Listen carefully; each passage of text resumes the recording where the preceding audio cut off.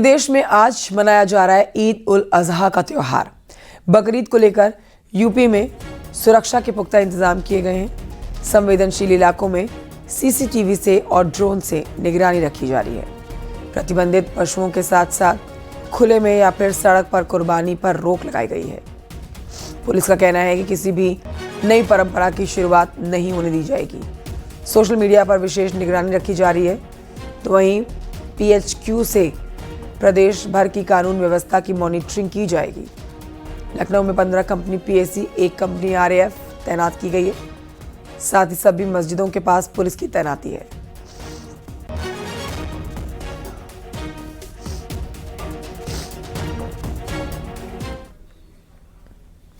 और आइए बढ़ते हैं आगे। संभल की खबर आपको बताते हैं, जहां पर बकरीद के मद्देनजर कड़ी सुरक्षा के बीच में यहां पर ईद मनाया जा रही है। ईद का त्यौहार मनाया जा रहा है। जिले को 5 जोन और 15 सेक्टर्स में बांट दिया गया है। साथ ही 42 सब सेक्टर्स भी बनाए गए हैं। सभी जोन और सेक्टर्स में मजिस्ट्रेट तैनात किए गए हैं।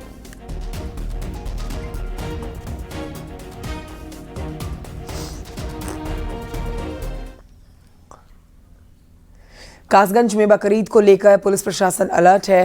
मजिस्ट्रेट और पुलिस अधिकारियों की ड्यूटी लगाई गई है।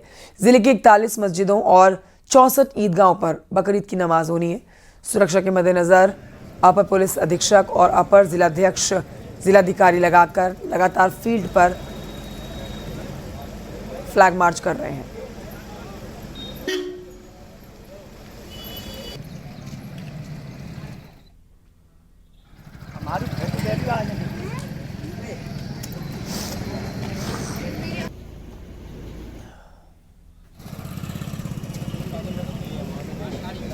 संभल और कासगंज की तस्वीरें आपके सामने हैं।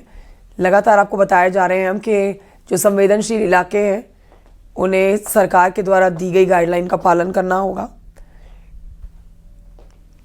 ईद की नमाज शांतिपूर्ण तरीके से अता की जाए, इसके लिए तमाम जगहों पर आप देखेंगे सुरक्षा बलों की चौकसी बढ़ाई गई है। खासतौर पर वो मुस्लिम बहुल इलाके जैसे संभल, कासगंज, जहाँ पर भारी आबादी मुस्लिम्स की है, वहाँ पर देखिए भारी संख्या में पुलिस बल की तैनाती है, सुरक्षा बलों की तैनाती है।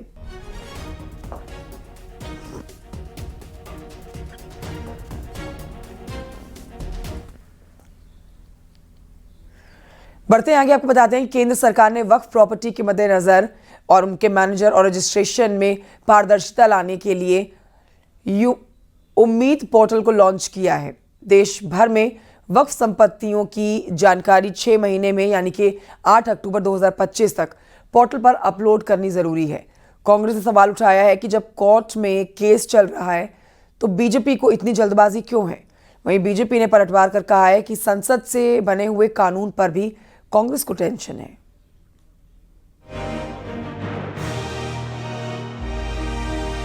केंद्र सरकार ने वक्फ संपत्तियों के प्रबंधन और रजिस्ट्रेशन में पारदर्शिता लाने के लिए आज उम्मीद पोर्टल की शुरुआत की। अल्पसंख्यक मामलों के मंत्री किरेन रिजिजू ने इस पोर्टल को लॉन्च किया। पिछले संसद सत्र में 1995 के वक्फ कानून में बदलाव करते हुए इसका नाम बदलकर उम्मीद कानून कर दिया गया। ये नया कानून 8 अप्रैल 2025 से लागू हुआ है। जितने भी वक्फ बोर्ड्स हैं उनसे अनुरोध करूंगा कि जो तय किया गया टाइमलाइन है इसको सब पाबंदी मान करके इसको मान्यता मानते हुए पूरा करना है। कांग्रेस नेता उदित राज ने इसे लेकर सवाल उठाए हैं। उनका कहना है कि जब कोर्ट में केस चल रहा है तो बीजेपी को इतनी जल्दबाजी क्यों है। उम्मीद पोर्टल लॉन्च सदन से कर रहे हैं कि वक्फ की प्रॉपर्टी का रजिस्ट्रेशन होना चाहिए। जब मुकदमा सुप्रीम कोर्ट में है और मैं पिटिशनर हूँ, दलित ओबीसी माइनॉरिटी आदिवासी डोमा की तरफ से पिटिशनर हूँ, मेरे एडवोकेट शाहिद अली जी हैं। अब फैसला अभी आना बाकी है तो इतनी क्या जल्दी है। कांग्रेस पर बीजेपी ने पलटवार किया है। बीजेपी का कहना है कि संसद से बने कानून पर भी कांग्रेस को टेंशन है। अगर मुस्लिम समाज के भलाई के लिए केंद्र की हमारी मोदी सरकार कोई काम कर रही है तो इसमें विरोध करना कहीं से भी जायज़ नहीं है। हम सब मुसलमानों का भला चाहते हैं, मुसलमानों का विकास चाहते हैं, ये हमारा एजेंडा है। और वक्फ के माध्यम से आम गरीब पिछड़े पासमानदा मुसलमानों का भला होना चाहिए। और लूट की लंबट लाबी पर जो है वो जो नाकाबंदी और तालाबंदी है वो पूरे के पूरे वक्फ सिस्टम की बेहतरी के लिए है, समाज की बेहतरी के लिए है और देश की बेहतरी के लिए है। देश भर की सभी वक्फ संपत्तियों की जानकारी 6 महीने के भीतर यानी 8 अक्टूबर 2025 तक उम्मीद पोर्टल पर अपलोड करना अनिवार्य कर दिया गया है। नए कानून के तहत अब नई वक्फ संपत्तियों का रजिस्ट्रेशन केवल उम्मीद पोर्टल के जरिए ही होगा। न्यूज़ 18 के लिए ब्यूरो रिपोर्ट। उधर यूपी के बिजली विभाग में एक बार फिर से लगा एज़मा। यूपी में 6 महीने तक हड़ताल पर रोक, निजीकरण के विरोध को लेकर सरकार सख्त। निजीकरण के खिलाफ है कर्मचारी बिजली के। दिसंबर में 6 महीने के लिए लगाया गया था एज़मा। यूपी में 6 महीने के लिए फिर से लागू हुआ है एज़मा।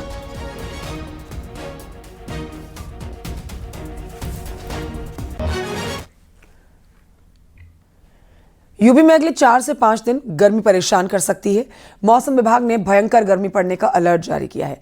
तापमान बढ़ने से एक बार फिर से लोगों को भीषण गर्मी का सामना करना पड़ सकता है, जिससे पारा तेजी से ऊपर चढ़ सकता है। मौसम का अपडेट लीजिए, देखिए रिपोर्ट।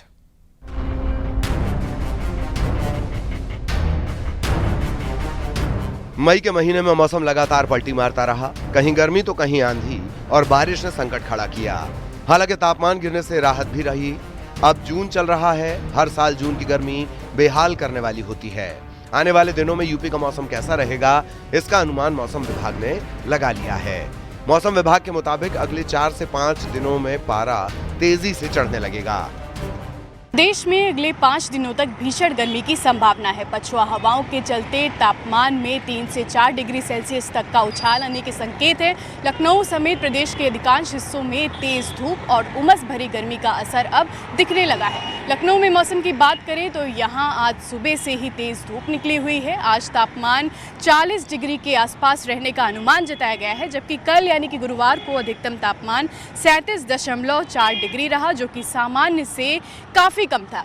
अब मौसम पूरी तरह से साफ है और गर्म हवाओं का असर भी लगातार बढ़ रहा है। 7-8 को कोई अलर्ट नहीं है। हालांकि तापमान अब यहाँ से अपने सामान की तरफ ही मूव करेगा, क्योंकि पिछले हफ्ते सामान से काफ़ी कम था तापमान। इसीलिए 9 और 10 तारीख को जो हमारा दक्षिणी पार्ट है, जैसे कि Agra division, Bundelkhand region, Prayagraj division, तो यहाँ पर 9 और 10 तारीख को 2 दिन का हीट वेव, ताप लहर की चेतावनी दी गई है।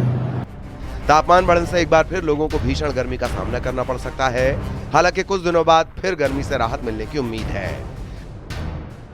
मौसम विभाग के अनुसार 9 जून तक लखनऊ में तापमान 43 डिग्री और प्रदेश के कुछ अन्य जिलों में 45 डिग्री के पार पहुंचने की संभावना है, जबकि 11 जून से पूर्वी हवाओं के सक्रिय होने से और पूर्वांचल से बारिश का नया दौर शुरू होने की संभावना है, जिससे प्रदेश को एक बार फिर से गर्मी से राहत मिल सकती है। प्रयागराज का तापमान 38 डिग्री चल रहा है, तो हमीरपुर का पारा भी 38 पहुंचा है। लखनऊ में जहां तापमान 37 डिग्री सेल्सियस है, तो वहीं वाराणसी में भी इसी के आसपास घूम रहा है। गुरुवार को बांदा में सबसे ज्यादा गर्मी रही। यहां पर अधिकतम तापमान 41.4 डिग्री सेल्सियस रिकॉर्ड किया गया। लखनऊ से नीतिका दीक्षित के साथ bureau report, news 18 UP Uttarakhand. Prayagraj में नसबंदी के बावजूद महिला ने बच्ची को जन्म दिया, जिसके बाद वो लोक अदालत पहुंची। अदालत ने उसके पक्ष में फैसला सुनाया। अदालत ने क्या कुछ कहा, देखिए रिपोर्ट में।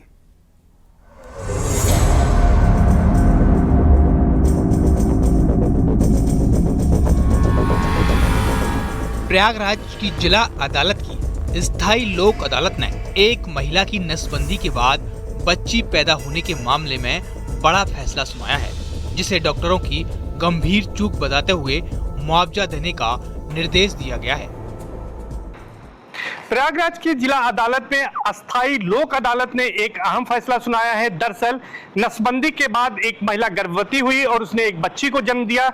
इसके मामले में पीड़ित महिला ने कोर्ट में एक अर्जी दाखिल की और अर्जी दाखिल कर उसने डॉक्टर पर लापरवाही का आरोप लगाया और इसी मामले की सुनवाई करते हुए करीब 11 साल बाद कोर्ट ने बेहद अहम फैसला सुनाया है। अस्थायी लोक अदालत ने इस मामले में भरण पोषण के लिए बच्ची को 2 लाख रुपए दिए जाने और उसके 18 साल उम्र होने तक 5,000 रुपए प्रतिमाह दिए जाने का आदेश दिया है।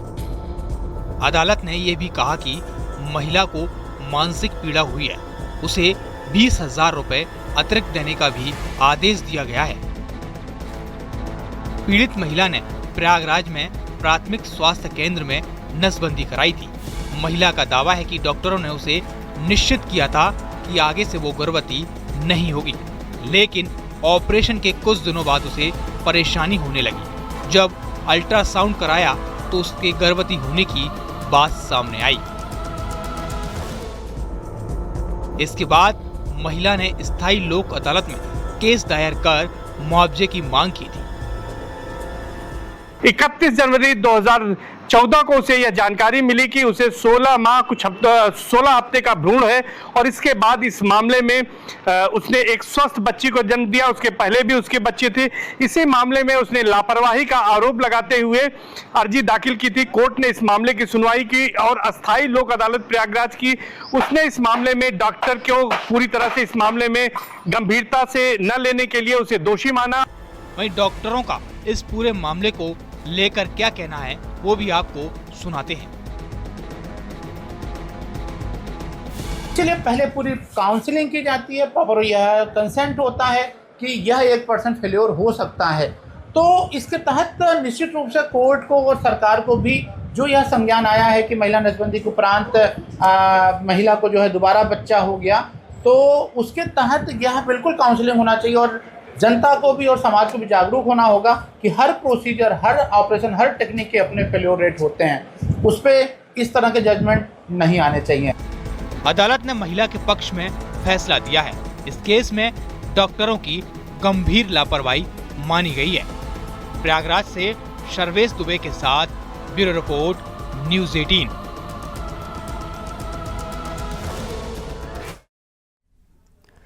उधर कौशाम्बी जिले में एक शख्स की सुसाइड के बाद नाराज परिजनों ने जमकर बवाल कर डाला। परिजनों ने शव को कानपुर प्रयागराज राष्ट्रीय राजमार्ग पर रखकर जाम लगा दिया। घंटों जाम लगा रहा। जाम लगने के चलते यहां पर राष्ट्रीय राजमार्ग की यातायात को पूरी तरह से बाधित होते हुए देखा गया। पुलिस फोर्स के साथ ही यहां पर अफसर परिजनों को समझाने के लिए पहुंचे, लेकिन भीड़ बेकाबू होते हुए नजर आई। तस्वीरें भी आपके सामने हैं। भीड़ में मौजूद कुछ अराजक तत्वों ने पुलिस से धक्का मुक्की भी की और शांति भंग करने का प्रयास किया, जिसके बाद पुलिस को हल्के बल का प्रयोग करना पड़ गया। अराजक तत्वों को खदेड़ा गया। पुलिस ने धक्का मुक्की करने वाले 4 उपद्रवियों को हिरासत में लिया। वहाँ पे काफ़ी पुलिस के साथ जो भी वहाँ पे भीड़ थी उसमें कुछ अराजक तत्व तो धक्का मुक्की कर रहे थे। फिर उसको हल्का बल प्रयोग करते हुए उनको वहाँ से हटाया गया और सड़क जाम को हटाते हुए यातायात सुगम किया गया।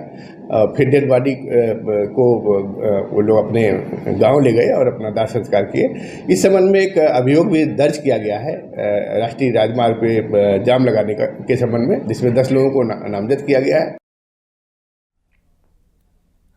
उधर बरेली में शहजाद अहमद नाम का एक फर्जी पुलिस इंस्पेक्टर गिरफ्तार किया गया है। शहजाद अहमद प्रेमिका को पाने के लिए फर्जी पुलिस इंस्पेक्टर बन गया। प्रेमिका इकरा के पिता बेरोजगार शहजाद से शादी नहीं कराना चाहते थे। बीकॉम पास शहजाद अहमद परीक्षा की तैयारी करने और मुरादाबाद और दिल्ली आ गया, जहां पर 1 साल बाद वर्दी पहनकर लौटा। शहर से लेकर गांव तक जमकर स्वागत किया गया। 18 दिसंबर 2024 को प्रेमिका इकरा से निकाह हुआ। लगातार छुट्टी पर घर में रहने से इकरा को शक हुआ। इकरा की शिकायत पर पुलिस ने शहजाद अहमद के खिलाफ मुकदमा दर्ज किया और उसे गिरफ्तार कर लिया।